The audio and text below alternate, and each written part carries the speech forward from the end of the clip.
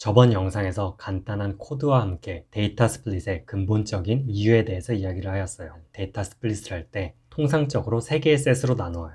첫 번째가 트레이닝 셋, 밸리데이션 셋, 테스트 셋으로 나누어요. 저번 영상에서도 이야기를 하였다시피 우리가 밸리데이션 셋과 테스트 셋을 가지는 이유는 제너럴라이제이션을 테스트하기 위함이에요.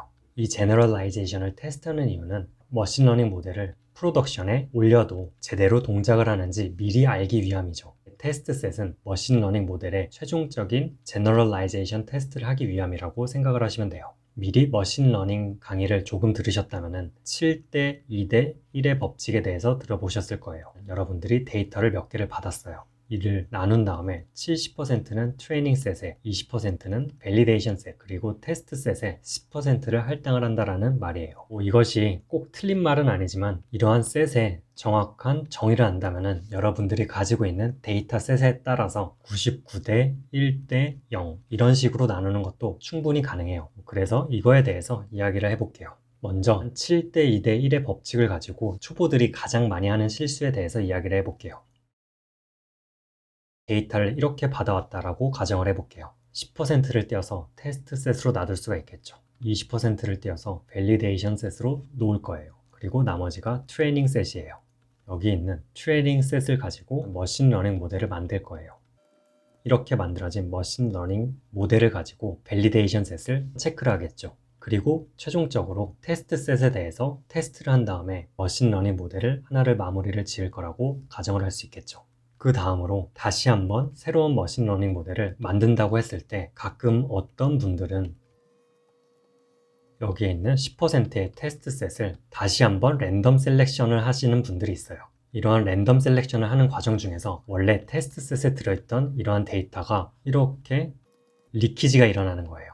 그렇게 되면 머신러닝 모델 B는 머신러닝 A 모델에서 적용이 되었던 테스트 셋을 머신러닝 모델 B의 트레이닝 셋, 밸리데이션 셋으로 들어가게 되는 거죠. 이렇게 테스트 셋 리키지가 일어나게 되면 그 다음부터는 테스트 셋으로서의 가치가 없어지는 거예요. 그래서 제대로 테스트 셋을 구현을 하기 위해서는 처음에 테스트 셋을 골랐을 때 이 파트를 아예 태그를 하던 데이터베이스에 저장을 하던 가지고 있어야 돼요. 테스트 셋을 그대로 가져와서 사용을 해야만 리키지가 일어나지 않아요.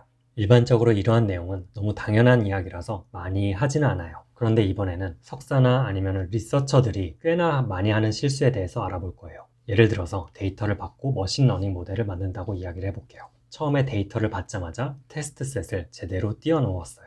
이번에 태스크는 리그레션 태스크라고 가정을 해볼게요. 그리고 스코어는 R2로서 1에 가까울수록 좋은 스코어라고 가정을 해볼게요. 머신러닝 모델 1을 만들고 트레이닝 셋의 R2 스코어를 0.8인 것을 확인을 하였어요. 밸리데이션 셋을 테스트를 해보니까 0.6이 나왔고 테스트 셋까지 확인을 해보니까 0.5가 나온 것을 확인을 하였어요. 새로운 머신러닝 모델 2를 만들고 0.9, 0.8 그리고 0.5 정도의 스코어를 받았어요. 그랬을 때 테스트 셋의 스코어가 마음에 들지 않아서 새로운 머신러닝 모델 3를 만들고 0.9, 0.8, 0.8을 만들어냈어요. 마지막으로 테스트 셋의 R2 밸류가 마음에 드는 것을 확인을 하고 머신러닝 모델 3를 프로덕션으로 사용을 하는 시나리오가 있을 거예요. 이러한 방식으로 머신러닝 모델을 만들어가는 것은 틀린 방법이고요. 이러한 머신러닝 모델이 리얼 월드 데이터를 만나게 되면 대부분 실패를 해요.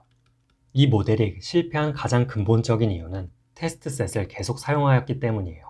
이렇게 테스트 셋을 계속 사용하다 보면 트레이닝 셋만 가지고 학습을 시키더라도 우리의 모델이 테스트 셋의 더 높은 스코어를 위해서 조금씩 오버피팅이 될 가능성이 있어요. 이거를 다른 말로 이야기를 하자면 우리가 테스트 셋을 갖는 목적은 리얼 월드 케이스의 샘플링이라고 생각을 하시면 돼요. 우리는 머신러닝 모델을 통해서 밸리데이션 셋까지는 제너럴라이제이션 테스트를 하고 마지막으로 실제 데이터를 가지고 테스트를 하기가 어렵기 때문에 마지막으로 체크만 한다라는 관점으로 테스트 셋을 사용을 하는 것이지 테스트 셋의 스코어를 올리기 위해서 머신러닝 모델을 학습을 시키면 안 된다라는 말이에요. 생각보다 많은 리서처 분들께서 이러한 실수를 많이 하세요. 어디서 레퓨테이션이 없는 데이터셋을 받아와요. 데이터셋을 다운을 받으시면 트레이닝 셋과 테스트 셋이 나누어져 있어요. 이런 리서처 분들께서 트레이닝 셋을 받아와서 자기 나름대로 트레이닝 셋과 밸리데이션 셋으로 나누어요. 그 다음에 머신러닝 모델을 만들고 계속 테스트셋으로 체크를 하는 거예요. 그래서 테스트셋의 스코어가 올라갈 때까지 머신러닝 모델을 계속 업데이트를 하는 거죠. 그리고 최종적으로 머신러닝 모델 100번에 테스트셋에 대한 벤치마크 스코어가 0.99가 나왔다. 그러니까 내가 만든 혹은 우리 랩실이 만든 머신러닝 모델은 정말 최고야 라고 착각을 하시는 분들이 있죠. 역시나 이 과정 중에서도 계속적으로 테스트셋을 밸리데이션 셋처럼 사용을 하였기 때문에 업데이트가 돼가는 머신러닝 모델이 테스트셋의 오버피팅이 돼가는 거예요. 우리가 절대로 테스트셋의 스코어를 높이기 위해서 머신러닝 모델을 만들어가는 게 아니에요. 다시 처음으로 돌아가서 우리가 알고 있는 7대 2대 1의 법칙에 대해서 이야기를 해볼게요. 테스트셋을 자꾸 반복적으로 사용하다 보면 테스트셋이 밸리데이션 셋으로 기능을 한다라고 이야기를 하였어요. 그런데 우리는 그거를 원하지 않아요. 최고의 테스트셋은 10%로 제한을 하는 거에 대해서 의문점이 들 수 있어요. 최고의 테스트셋은 0%가 되는 것이 최고의 테스트셋이에요. 약간 이해가 안 되는데 어떻게 하면 우리가 0%의 테스트셋을 가질 수 있는가? 우리의 데이터셋이 무제한이라면 우리는 굳이 테스트셋을 가질 필요가 없어요. 우리의 데이터가 정말 많다라고 이야기를 해볼게요. 이 데이터가 정말 많기 때문에 거의 무제한에 가깝다라고 가정을 할 수가 있어요. 우리가 따로 테스트셋을 띄워놓을 필요 없이 마지막 제너럴라이제이션 테스트가 필요할 때마다 리얼월드 데이터를 잘 나타내주는 우리의 데이터셋을 얼마든지 가져와서 테스트셋에 대한 결과를 받을 수가 있는 것이죠. 이것만 듣고는 약간 이해가 안 되실 텐데 대표적인 예제를 드릴게요. 여러분들이 신용카드 회사를 위한 머신러닝 모델을 만들고 있다라고 하면은 저도 정확한 숫자는 모르지만 매일 수억 건의 데이터가 만들어질 거예요. 이게 1년만 쌓이면은 수백억 건이 되는 거죠. 그리고 그 데이터를 샘플링을 할 때 나이별, 젠더별, 직업별, 소비 패턴을 가지고 언제나 전체적인 리프레젠테이션을 제대로 해낼 수 있게 샘플링을 해낼 수 있다라고 가정을 해볼게요. 이러한 데이터가 있다라면 테스트셋을 굳이 미리 만들어 놓고 이거를 계속 반복을 할 필요 없이 매일매일 수억 건의 데이터가 쌓여가는데 거기서 그냥 빼오고 제너럴라이제이션 테스트만 하면 되는 거예요. 데이터를 이미 무제한으로 가지고 있기 때문에 테스트셋을 0%로 가지고 있어도 되는 거예요. 왜냐하면 데이터는 매일 몇억 개씩 생기고 있으니까요. 이것은 매우 옵티멀한 케이스이고 머신러닝 모델이 메디컬 이미지에서 의사가 직접 종양이 있을 만한 부분을 찍어주는 케이스가 있을 거예요. 그런 케이스에서는 이 데이터 하나하나가 매우 비싸고 무제한이 만들어질 수가 없겠죠. 그런 경우에는 테스트셋을 제대로 관리를 하는 것이 매우 중요해져요. 그래서 테스트셋은 꼭 10%를 가질 필요 없이 여러분들이 만들 어플리케이션과 데이터의 상황에 따라서 유동적으로 정하면 된다라고 이해를 하시면 될 거예요.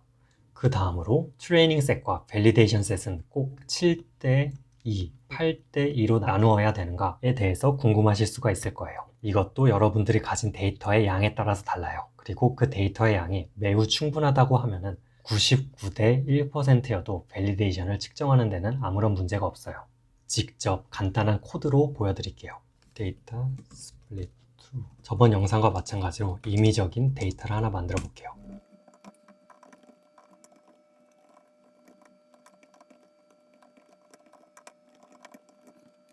X와 Y의 관계를 정의하고 그래프로 그려보았어요. 우리의 데이터는 늘 노이즈를 가지고 있을 거기 때문에 랜덤을 넣어줄게요.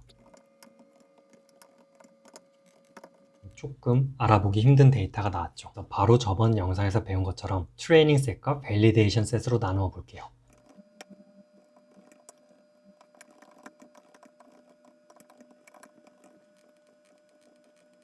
이렇게 나누면 초록색으로 밸리데이션 셋이 만들어지고 파란색으로 트레이닝 셋이 만들어진 것을 확인할 수가 있어요. 그 다음으로 저번 영상과 마찬가지로 x, y의 관계를 x의 세제곱, 네제곱과 같이 폴리노미얼 관계로 만들어주기 위해서 input x를 폴리노미얼 피처로 바꾸어줘야 돼요.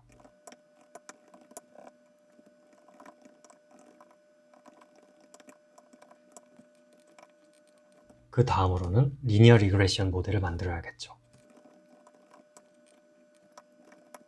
모델 피팅은 오직 트레이닝 셋에 대해서만 해야 돼요.